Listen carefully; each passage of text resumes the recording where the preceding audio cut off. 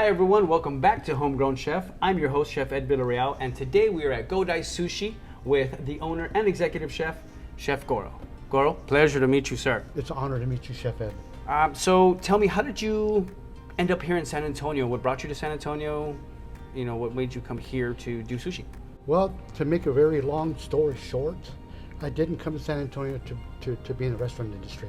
I came here to be a training specialist with the semiconductor industry. Oh. I got tired of it. I got started in the restaurant as a busboy, waiter, whatever they wanted me to do at Fujio restaurants. Okay. When it was on Fredericksburg Road. From that point on, I just learned as much as I could, and I was very aggressive in learning. And what made me very interested about running a restaurant is that I learned something new every day. Mm-hmm. It doesn't matter, you know, something new every day. That's what keeps me going. Awesome. And the most important thing is the clients that we get in here. They keep me going too. So tell us a little bit more about yourself. Well, myself, I was born in Japan, adopted at birth, raised here in the United States all my life, so I really don't have an Asian accent unless I really want to, I can make one. But, No. But I like to have fun. I was raised, but I've been in San Antonio since '84, so I've been here over 30 years, and I love San Antonio. I'll never move from San Antonio. Yeah. The culture, the people are just phenomenal. And the sushi that I make here is basically just standard Americanized Japanese sushi.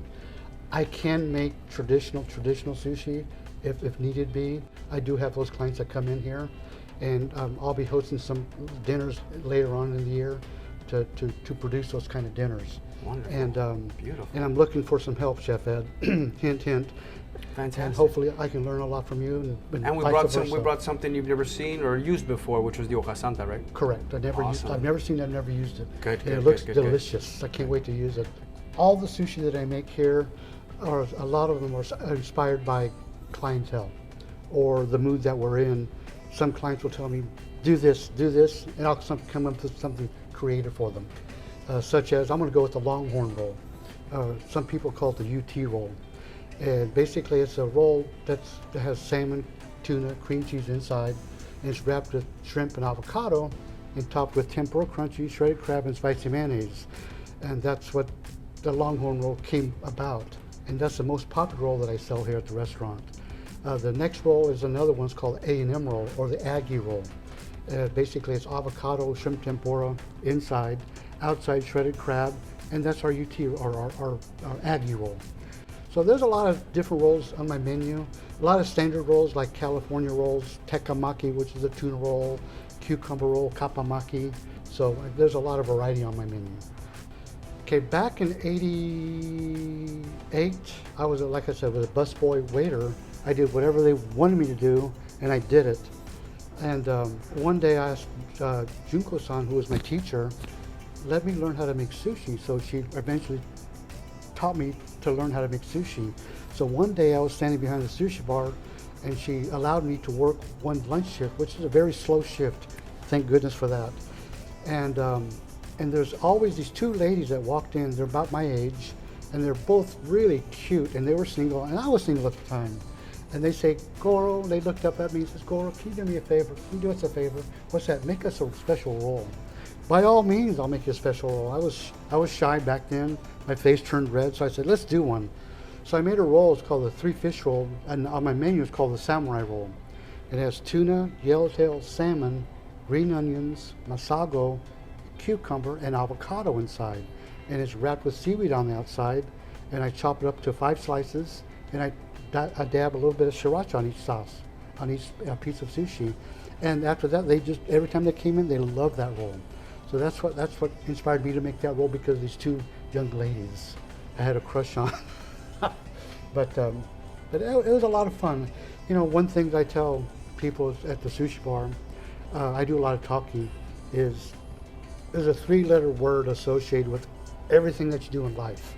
Whether it's making sushi, or working in a restaurant, or being executive chef or homegrown chef, or everybody here, and there's 3-letter words. Starts with F and ends with the N. Have fun. And if you have fun, what you do, you'll be successful in whatever you do. Tell me about your training, because you say you didn't do sushi before.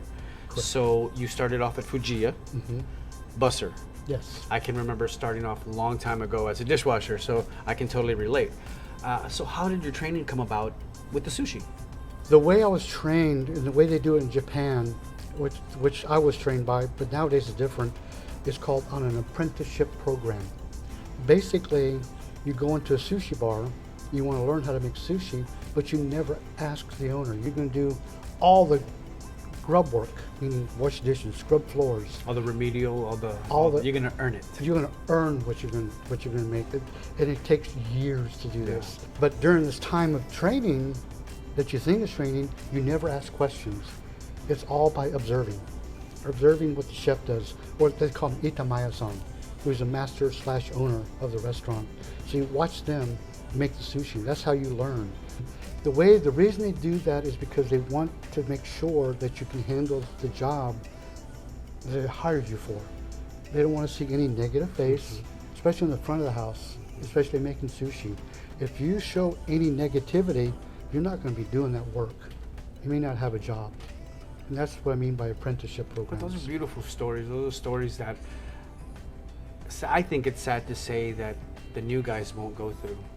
No. They won't see that experience. They won't see that, the learning of humility, the learning of, being able to push through anything. Exactly. Because in our industry, you have to. Because today you're only doing 20 covers. Tomorrow you're doing 350. Right. Can you push through and smile? Most of them cannot do that. In my 30 years of experience of sushi, I've really enjoyed everything I've done, but there's things that I want to learn more of, like blending in more Spanish, Japanese flavors, more French, Asian flavors. With Chef Ed here, his forte is Spanish food. And I want to dig in his brain because he's got so much knowledge where I can use some of that, incorporate with some flavors I have here, and blow people away. All right, guys, thank you so much for joining us, and let's get ready to make some sushi. Here we are at Godai Sushi Bar with Chef Goro, and today we will be making a very unique sushi roll using hoja santa and finger limes.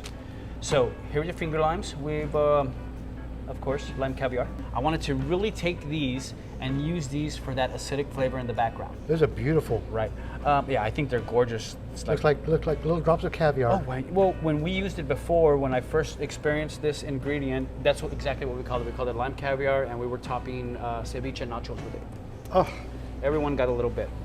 So here's the hoja santa. A very old, like I was telling you earlier, a very old Mayan ingredient. Very aromatic. Very aromatic. It was medicinal for them. It's called holy leaf, hoja santa, that's what that means. And the reason was because it was thought to be brought down by the gods because it could be used for medicine and for food for them. Okay. Which is I think is an amazing thing. And it's wonderful. Beautiful. So today we're using the yellowtail tuna belly.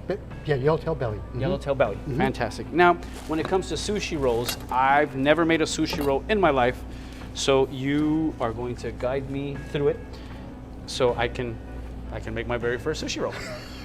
This will be my first sushi roll too. Hoja santa, with hoja santa. With hoja santa. Yes. Now, what do you think? Should we use this like the nori, or should we cut it up and put it over the top?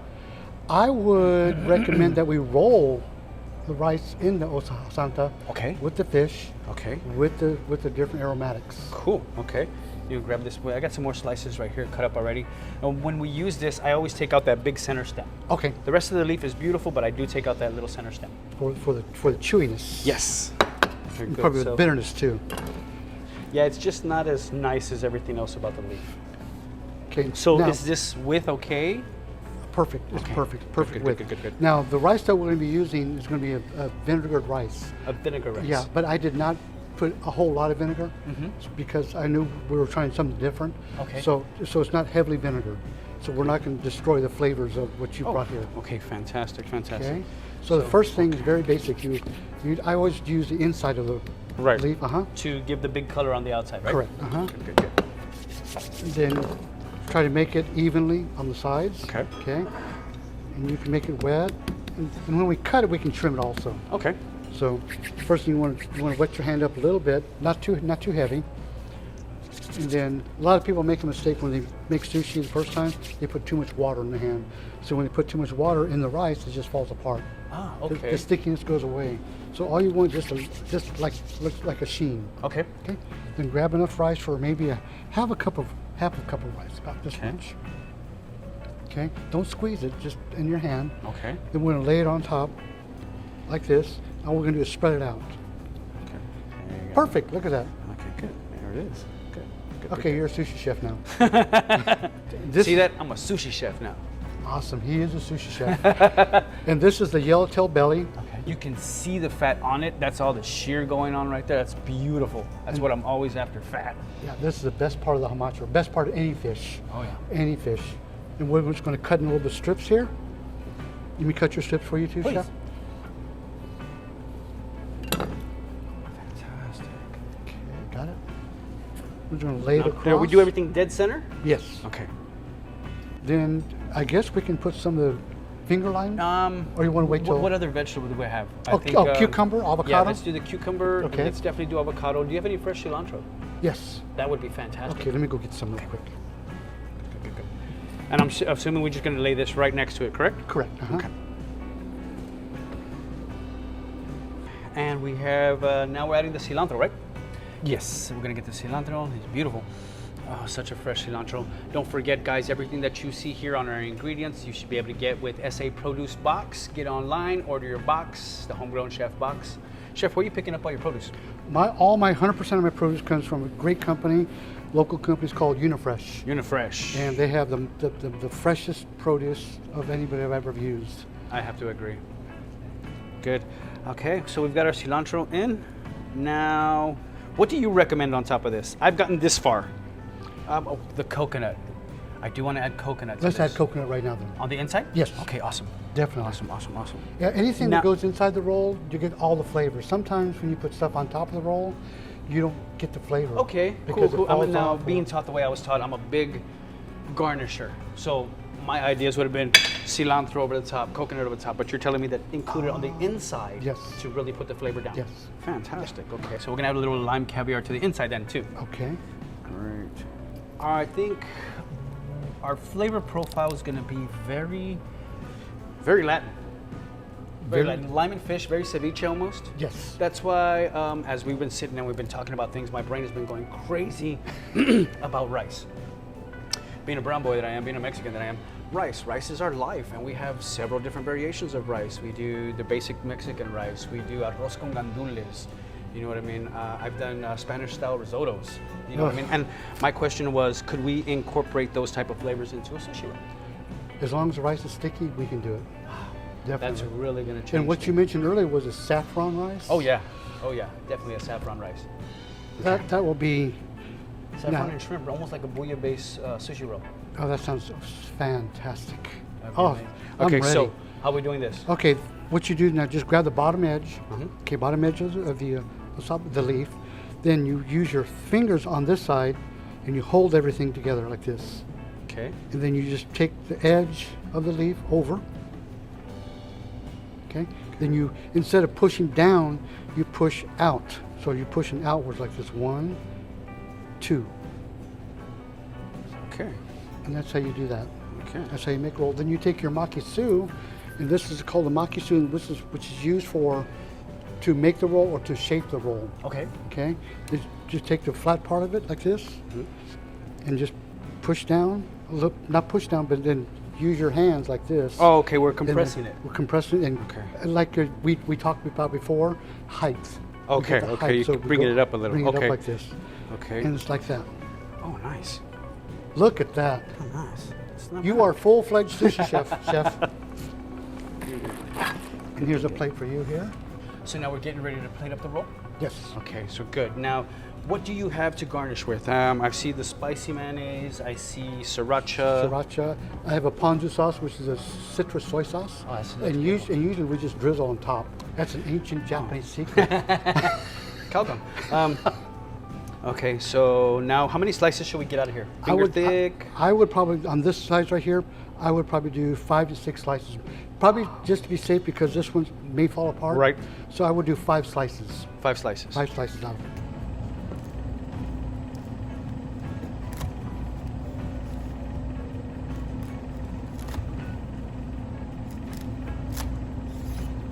Love the technique.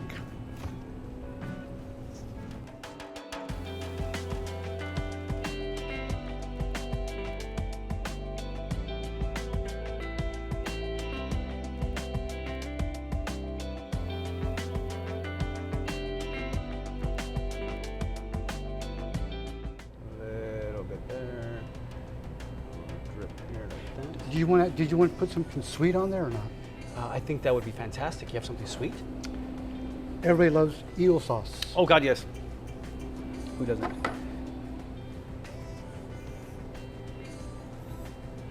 I think right now what we're missing is going to be texture, so we're gonna need some crunch. How about some spicy tempura crunchies? Sold. Okay. Fantastic. And I'll finish it off with a little more garnish, and we should be rock and roll.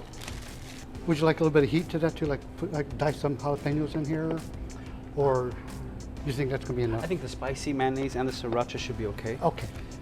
You know, I absolutely. those are just regular tempura crunchies with a little bit of sriracha. Oh, is that all that is? Uh-huh. Okay. Nice. And I can. That's it right there. Do you want to do a little bit of wasabi aioli? Ooh, sure. Let me get some of that. Now we're just going for it. Keep them coming. I'll use everything. Put everything on here. It's fine.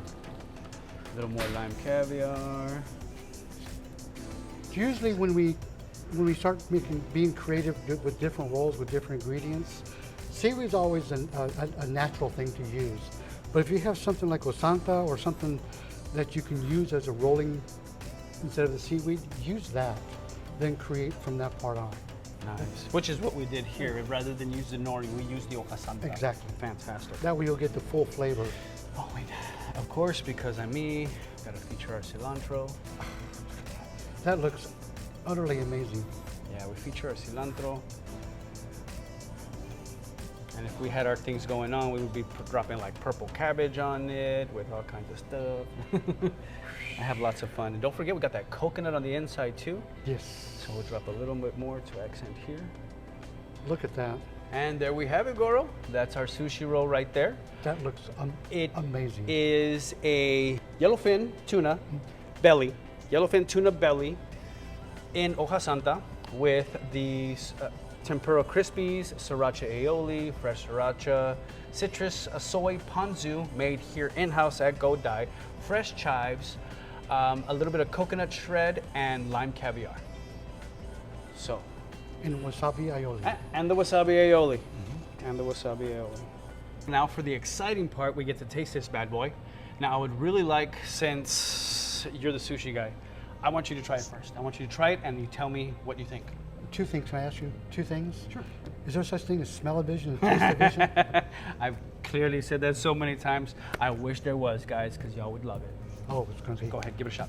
Okay, You I'll tell take me. the centerpiece right there. It looks I'm phenomenal. really curious about how the how everything's going to work together with the hoja santa. That's my Just look at this.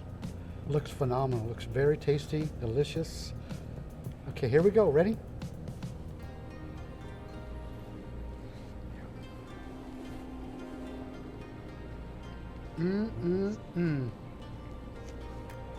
That's great.